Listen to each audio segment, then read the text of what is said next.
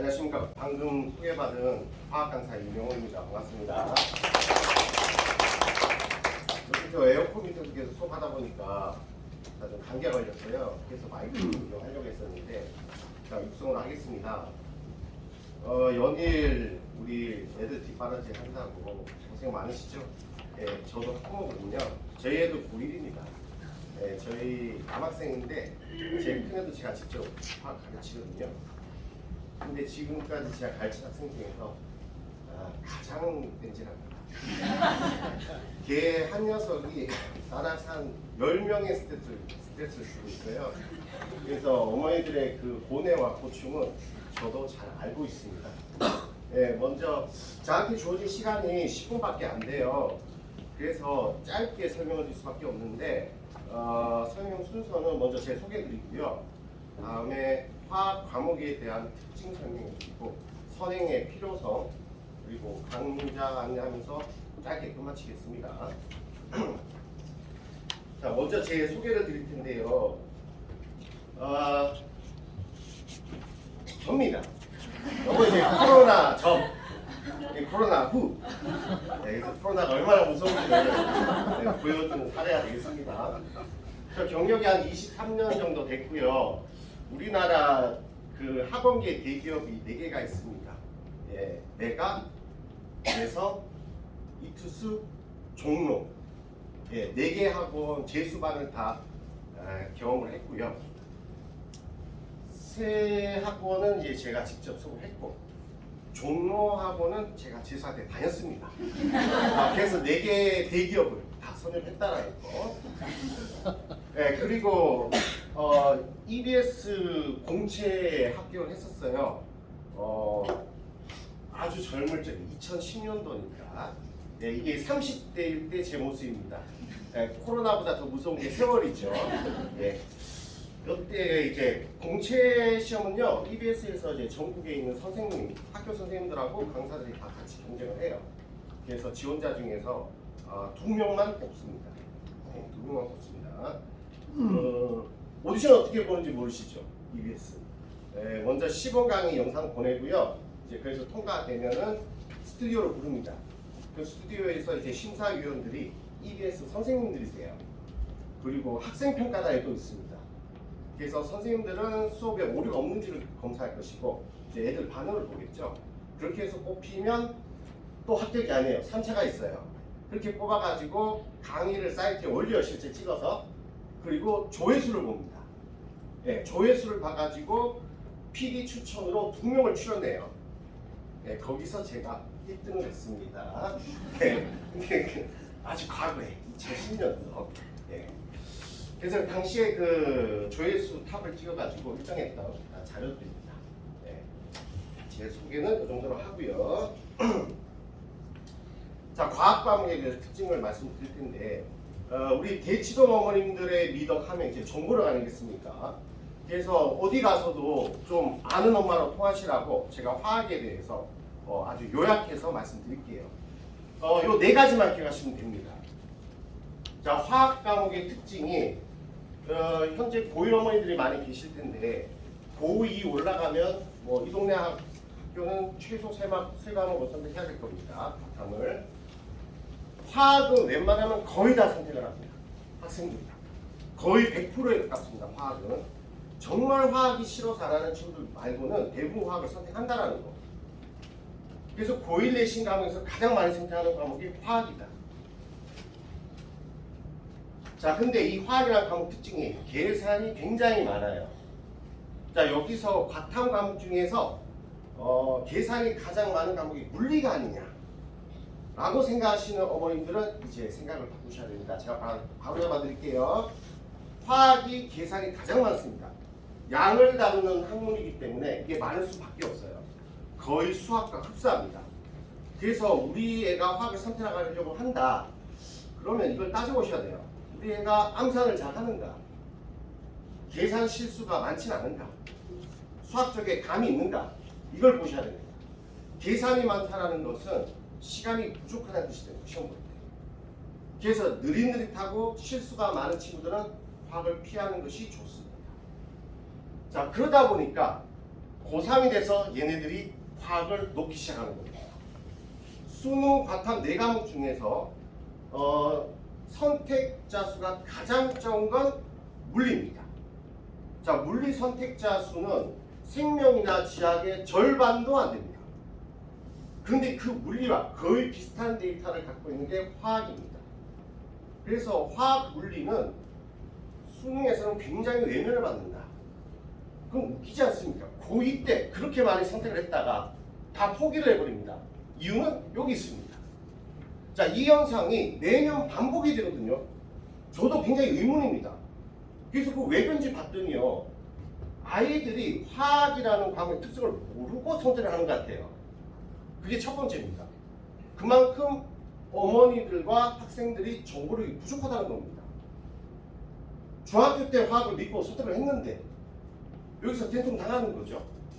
그래서 이 현상이 매년 일어나기 때문에 우리 어머니들한테 미리 말씀드리겠습니다. 화학은 어려운 과목 맞습니다. 계산 많고요. 적성에 안 맞으면 안 하는 게 좋습니다. 저는 그 화학 강사지만 굉장히 신뢰성 있는 말만 합니다. 예, 거짓말 절대 안 합니다. 팩트입니다, 이거. 자, 다음에 4번. 요거를 기억하시면 이제 엄마들 사이에서 설명회 좀 다니는 엄마 이렇게 통할 수 있습니다. 화학 프로그램을 대치동에서 찾으실 때 뭐 12주 전과정 완성 안 좋습니다. 화학이라는 과목을요, 이 어렵고 계산이 많은 과목을 12주 만에 한번 풀른다? 아무 기억이 없습니다. 1, 4단원만 집중해서 공략하는 게 좋은 프로그램입니다. 여러분들 그 쇼핑몰에서 컵밥 5종 세트 판매 그거 다 마케팅 아닙니까? 맛있는 거 2개만 사면 되는 거잖아요. 왜 묶어서 5개를 합니까? 화학은요 1, 4단이 가장 중요합니다. 수능에서 1단원 문제 하나 4단원 문제 하나 그 두 문항이 킬러 문항입니다. 이 두 문항을 못 맞추기 때문에 만점이 안 나오는 거예요. 그래서 프로그램을 찾으실 때 1단원 난이도가 가장 높기 때문에 1단원을 수업하는가를 보셔야 됩니다. 그 다음에 4단원을 수업하는가를 보셔야 됩니다. 2, 3단원은요 고2 돼서 그때 해도 늦지 않습니다. 쉬워요. 충분히 따라갈 수 있습니다. 그래서 여름방학 때 1단원을 하고 겨울방학 때 1단원을 또 하는 게 낫습니다. 1단원은 계산입니다. 계산이라는 것은 이해만 되는 게 아니고요. 훈련과 연습이 필요합니다. 그 말은 긴 준비 시간이 필요하다는 뜻인데 그 몇 달 선행해서 결과가 나오겠습니까? 네, 그래서 어머니들 요 4가지 기억하시는데 대치동에서 프로그램을 찾으실 때 1, 4단원이 있는지 확인하시면 되겠습니다. 자, 다음. 자, 이제 화학을 선행을 좀 해볼까 생각을 많이 하실 것 같은데요. 당연히 하셔야죠. 자, 대치동 학생들은요, 대부분 고2 되기 전에 선행을 하고 옵니다. 대부분입니다. 네, 한 번 이상은 보고 옵니다. 그래서 나타나는 현상이 이 동네 학교 내시 문제를 보면 고2 문제가 아닙니다. 고3들이 풀어도 어려운 문제들 출제가 돼요. 학교 수만 들어서 절대 좋은 점수를 맞을 수가 없습니다. 그러다 보니까 선행을 하지 않으면 상대적인 불이익을 받게 됩니다. 다른 애들은 다 선행을 해서 오기 때문에 선생님이 문제를 어렵게 내는데 나는 선행을 안 했어. 근데 공부 열심히 하고는 싶어. 하지만 문제가 너무 어려워요. 준비 시간이 너무 짧습니다. 그래서 선행은 필수라는 이 동네는. 자, 이렇게 선행해서 온 학생들의 시험 점수입니다. 학교 내신 평균이요. 화학이 30에서 40점 됩니다. 굉장히 낮아요. 그러면 선행을 했음에도 불구하고 이 점수가 나온다는 것은 얼마나 어렵게 출제하는가를 보여주죠. 네, 그래서 학교에서는 변별력 탓인지 모르겠지만 너무 어렵게 출제합니다. 실제로 출제자인 선생님한테 제시안을 풀라고 하면 못 풀 겁니다. 못 풉니다. 네, 그런 문제들이 지금 나오고 있다. 그러니까 선행은 필수입니다. 다음 3번째입니다. 아까도 말씀드렸지만 이 화학이라는 것은 계산 과목이기 때문에 수학과 거의 흡사하다고 보시면 됩니다. 그래서 준비간을 길게 잡아야 돼요. 학원 프로그램 내에서도 연습하고 훈련할 수 있는 시간이 넉넉해야 됩니다. 그래서 단기간에 뭐 전 과목을 푸는 그런 프로그램들은 사실 그렇게 도움이 되지 않는 마케팅 상품이다.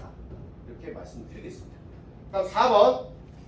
그러다 보니까 이 화학에서 시간의 압박을 느끼지 않으려면 문제 푸는 요령과 스킬을 배워야 되는데 학교에서는 정석 수업을 해주죠. 문제지 해설서대로 설명을 합니다.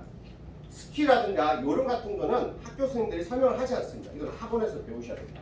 그래서 요령을 알고 모르고가 아이들한테는 굉장히 큰 도움이 되는 거죠. 점수를 가르는 아주 중요한 요소입니다. 이걸 학원에서 배우셔야 됩니다. 자, 이렇게 해서 제가 화학에 대해서 요약 설명드렸고요. 저는 그 학생들을 지도할 적에 자, 이렇게 단톡방을 만듭니다. 단톡방에 저와 어머니들과 학생 3명이 들어가 있어요. 자, 요거를 계속 오랫동안 운영을 해왔는데 얘가 효과가 아주 좋습니다. 그날 테스트 점수, 그 다음에 숙제 완성도, 그리고 매주 자기 숙제를 인증샷을 올려야 돼요. 그러니까 일단 어머니들이 편해하십니다. 얘가 숙제를 하는지 아닌지 확인이 되니까요. 그리고 이 숙제를 제가 한 걸 봅니다. 인증샷을 보면은 얘가 뭘 틀렸는지 확인해서 팁도 날려주고, 그 다음에 이게 습관화가 되니까 자연스럽게 점수가 올라가는 겁니다. 학생들이요, 엄마가 계시니까 눈치를 봐서 숙제를 안 하던 애도 합니다. 그리고 그 애들이 매주 인증샷을 올리다 보니까 성취감을 느끼나 봅니다. 계속 올려요, 숙제를. 그래서 이게 학생들 습관화시키는데 굉장히 도움이 많이 됩니다. 그리고 소통하는 데도 굉장히 좋아요. 학생들이 자기가 관심을 받고 있다, 사랑을 받고 있다, 이렇게 느끼는 것 같습니다. 그래서 이렇게 학생 관리를 하고 있고, 다음에 뭐 수업은 내 수업은 영상으로 촬영되기 때문에 결석을 했거나 다음에 좀 졸았다 싶으면 복습 가능합니다. 자, 제가 저한테 주어진 시간이 많지 않아서 이제 마무리를 하려고 하는데요. 저는 제 지도 이념입니다. 잘 가르치는 강사보다는 잘 이끄는 선생님이 되고 싶습니다. 제가 아이들을 가르쳐 보니까 요즘 애들은 갑자기 각성하는 경우가 흔치가 않아요. 과거에 비해서. 지금 세상에 너무나 다변화되어 있고 여러 가지 가능성들이 열려 있다 보니까 애들이 절박함이 없습니다. 그래서 각성하는 경우가 잘 없어요. 근데 간혹 굉장히 순진한 아이들, 다음에 이제 공부 좀 해볼까라고 마음 먹고 있는 아이들의 경우는 이렇게 관심을 가져주면 굉장히 큰 변화를 보일 때가 있습니다. 그래서 아빠와 같은 선생님을 붙여서 우리 애들이 각성할 수 있는 기회를 어머니께서 제공을 해주셨으면 좋겠다 라는 마무리로 오늘 설명회를 마치겠습니다.